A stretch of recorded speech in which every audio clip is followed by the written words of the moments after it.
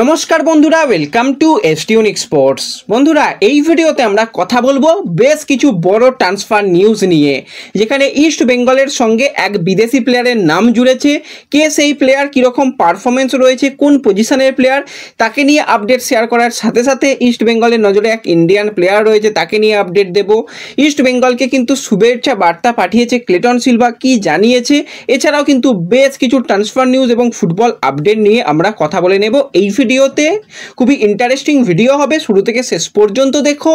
আর video ভালো লাগলে সকলে একটু লাইক শেয়ার করে দিও, আর যারা চ্যানেলে প্রথমবারের জন্য এসেছো মনে করে চ্যানেলটাকে সাবস্ক্রাইব করে নিও, তাহলে তোমাদের প্রিয় দলের খেলার সমস্ত আপডেট তোমরা এখানে পেয়ে যাবে। তো চলো আর দেরি না করে ভিডিও শুরু করা যাক। তো শুরুতেই যদি আমরা কথা বলি একটু সুপার কাপ নিয়ে।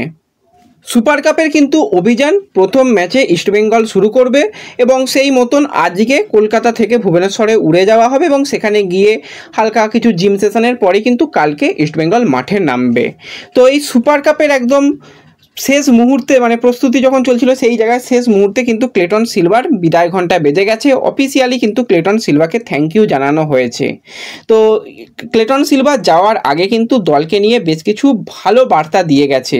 তো ক্লেটন আজকে দল ছেড়ে কলকাতা ছেড়ে তার শহরে ফিরে যাচ্ছে। অনেক ভালো থাকবেন, আমরা বারবারই শুভেচ্ছা জানিয়েছি, আরও একবার শুভেচ্ছা জানালাম। আজকে ক্লেটনের অধ্যায় এখানেই শেষ হচ্ছে।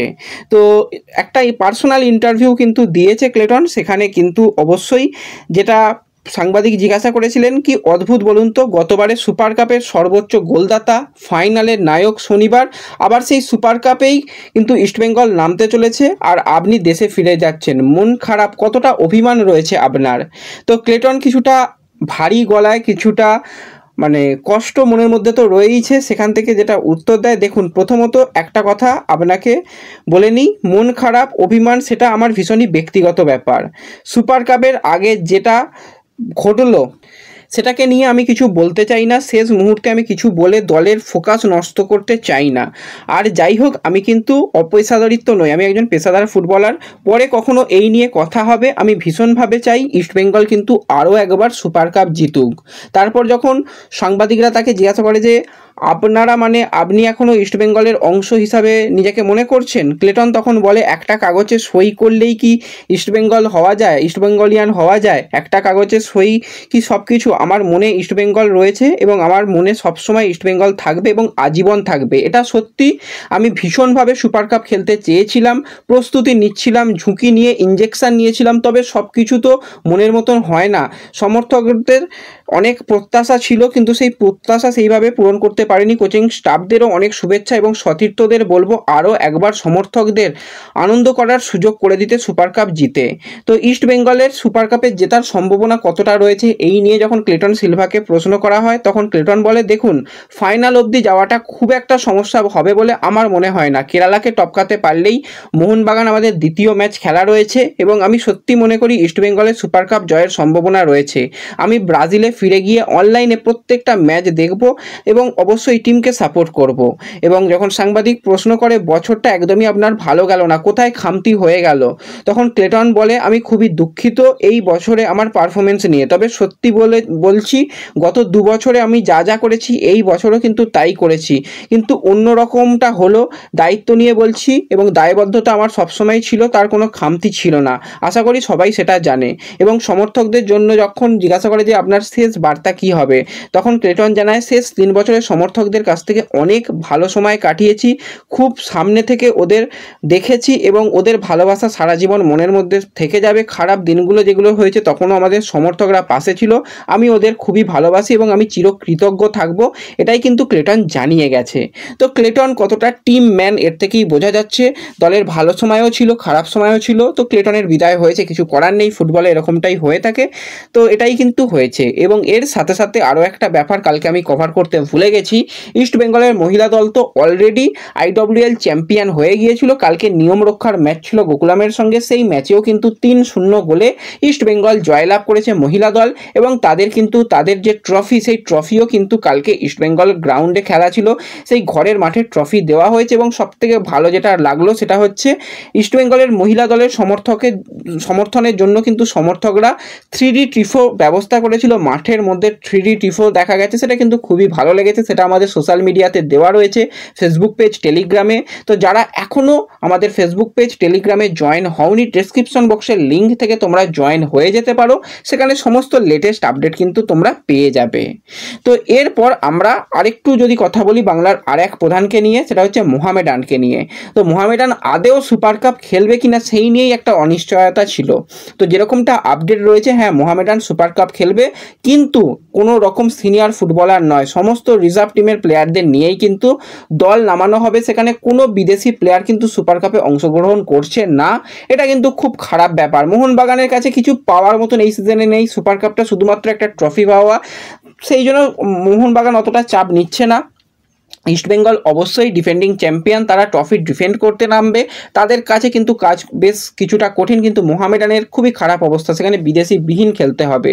সেখানে কিন্তু রবি হাসদা, ইসরাফিলের মতন প্লেয়ারদের দু একজনকে সুযোগ দেওয়া হবে, আর বেশিরভাগই হচ্ছে রিজার্ভ টিমের প্লেয়ার, ইউথ প্লেয়ারদের দিয়েই একটা কাজ চালানো, টুর্নামেন্ট চালানো হবে। কিছু করার নেই, তাদের এমনি আর্থিক অবস্থা খুবই খারাপ। তারা আদেও পরের সিজনে দল আইএসএলে নামাতে পারবে কিনা সেই নিয়েও রীতিমতন সংশয় রয়েছে। তো দেখা যাক কি হয় না হয়, পরবর্তী সময় অনেক কিছু চেঞ্জেস আসতে পারে মোহামেডানে শোনা যাচ্ছে। যা যা আপডেট আসবে তোমাদের সঙ্গে অবশ্যই শেয়ার করে নেব। তো এরপর আমরা সরাসরি চলে আসি ট্রান্সফার নিউজের দিকে। তো প্রথমেই একজন ভারতীয় প্লেয়ারকে নিয়ে কথা বলবো, 32 বছর বয়সী ইন্ডিয়ান ডিফেন্সিভ মিডফিল্ডারের প্লেয়ার জয়েশ রানে, যাকে কিন্তু আমরা এই সিজনে মুম্বাই সিটি এফসির জার্সি গায়ে খুব ভালো পারফরমেন্স করতে দেখেছি। এবং জয়েশ রানে কিন্তু একটা ভালো গুণ রয়েছে, সে যেই ক্লাবেই খেলে না কেন সেই ক্লাবেই কিন্তু সে ট্রফি জেতে।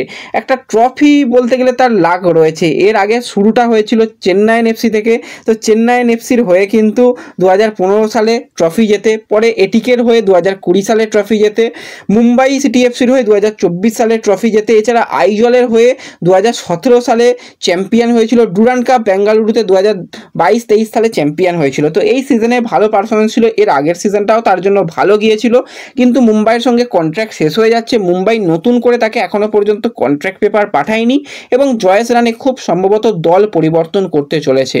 পুরাতন কোনো দলে তার ফিরে যাওয়ার একটা চান্সেস রয়েছে।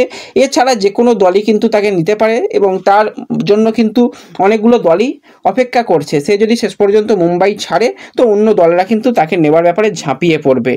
এবং এর সাথে সাথে আমরা ইস্টবেঙ্গলের নজরে থাকা একজন বিদেশিকে নিয়ে কথা বলি। একটু ভালো করে শুনবে, তাহলে ব্যাপারগুলো অনেক ক্লিয়ার হবে। ওই একটুখানি শুনলাম, স্কিপ করে বেরিয়ে গেলাম, তাহলে হয়তো ব্যাপারগুলো বুঝতে পারবে না।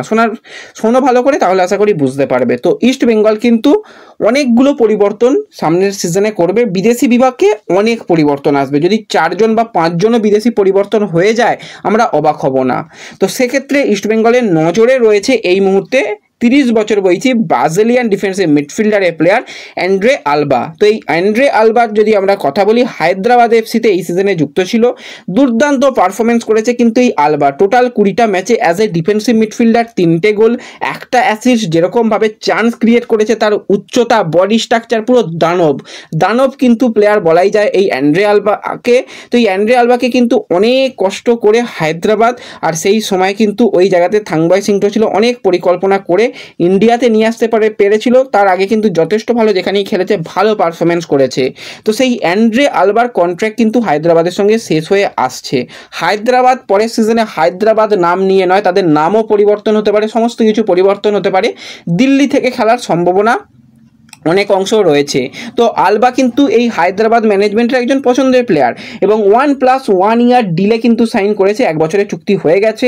1 বছরের চুক্তি যদি ক্লাব মনে করে তো বাড়াতে পারে, কিন্তু এখনও পর্যন্ত সেরকম কিছুটা হচ্ছে না। তো এই জায়গাতে যেহেতু চুক্তি শেষ হয়ে যাচ্ছে, তো সেক্ষেত্রে আলবা যে কোনো ক্লাবে মুভ করতে পারে। তার দিকে কিন্তু নজর রেখেছে নর্থ ইস্ট, এবং ইস্ট বেঙ্গল কিন্তু এই প্লেয়ারকে নেওয়ার জন্য চাইছে। বিশেষত এটা সিংটোর একটা রেফারেন্স। সিংটো এই প্লেয়ারকে চেনে জানে, এবং তার খেলার এবিলিটি নিয়ে অস্কারের সঙ্গে আলোচনা করায় অস্কারও খুশি হয়েছে, এবং সেই কারণে কিন্তু গ্রিন সিগন্যাল অস্কারের তরফ থেকে এসেছে যে আলবাকে নিয়ে আসার চেষ্টা চালানো হোক। যদি নিয়ে আসা যায় তো খুবই ভালো হবে যে কোনোভাবে। এবং এই প্লেয়ারের মার্কেট ভ্যালু হয়তো নামের পাশে 2 কোটি টাকা দেখাচ্ছে, কিন্তু খুব কম টাকায় পুষ্টিকর খাদ্য কিন্তু হবে। মাঝমাঠ ডমিনেট করতে পারে, রীতিমতন আইএসএল এক্সপিরিয়েন্স প্লেয়ার, ইন্ডিয়ান ফুটবলে মানিয়ে নিয়েছে, তো ভালো সাইনিং হবে। তো দেখা যাক এই প্লেয়ারকে যদি তুলতে পারে তো একটা খুব ভালো সাইনিং হবে। এবং এর সাথে সাথে তোমাদের আগেই জানিয়েছিলাম 24 বছর বয়সী ভারতীয় মিডফিল্ডার বা উইঙ্গারের প্লেয়ার আব্দুল রাবি, তার দিকেও কিন্তু ইস্টবেঙ্গল ম্যানেজমেন্ট নজর রাখছে। বিশেষত তার সাথে কন্ট্রাক্ট যেহেতু আরও একটা সিজন হায়দ্রাবাদের রয়েছে, তো এই মুহূর্তে তাকে তো পার্সোনালি মানে কনভিন্স করা যাবে না, তো চেষ্টা চালানো হচ্ছে সিংটো চেষ্টা চালাচ্ছে যে হায়দ্রাবাদ ম্যানেজমেন্টের ভিতরের কোনো ব্যক্তির সঙ্গে কথাবার্তা বলে এই প্লেয়ারকে নিয়ে আসা। এই প্লেয়ার এলে রাইট উইং বা রাইট মিডফিল্ডে একটা প্লেয়ারের অপশান বেড়ে যাবে এবং আব্দুল রবির মধ্যে সেই কোয়ালিটি রয়েছে ভালো খেলার এবং ভালো প্লেয়ার হওয়ার, তো সব কিছু গুণাবলী রয়েছে। তো এই জোড়া ইলিশকেই কিন্তু এবার আনতে চাইছে ইস্টবেঙ্গল। তো দেখা যাক, সামনে কিন্তু বেশ কিছু আরও বড় বড় সাইনিং হয়তো ইস্টবেঙ্গলের তরফ থেকে হবে। বাজেট কিন্তু পরের সিজনে আরও কিছুটা বাড়ছে। এই বছরে যথেষ্ট ভালো ইস্টবেঙ্গল দল গঠন করেছে, কিন্তু পরের সিজনে দল গঠন আরও কিছুটা ভালো হবে বলেই শোনা যাচ্ছে। তো ওভারঅল দেখতে গেলে ইস্টবেঙ্গল কিন্তু ট্রান্সফার মার্কেটে যথেষ্ট অ্যাক্টিভ রয়েছে এই মুহূর্তে। তো ব্যাস এই ভিডিওতে এই কয়েকটাই ছোট্ট আপডেট তোমাদের সঙ্গে শেয়ার করার ছিল। ভিডিও ভালো লাগলে অবশ্যই একটা লাইক করে দিও, চ্যানেলে প্রথমবারের জন্য এলে চ্যানেল সাবস্ক্রাইব করে নিও। তো দেখা হবে পরবর্তী ভিডিওতে, ধন্যবাদ।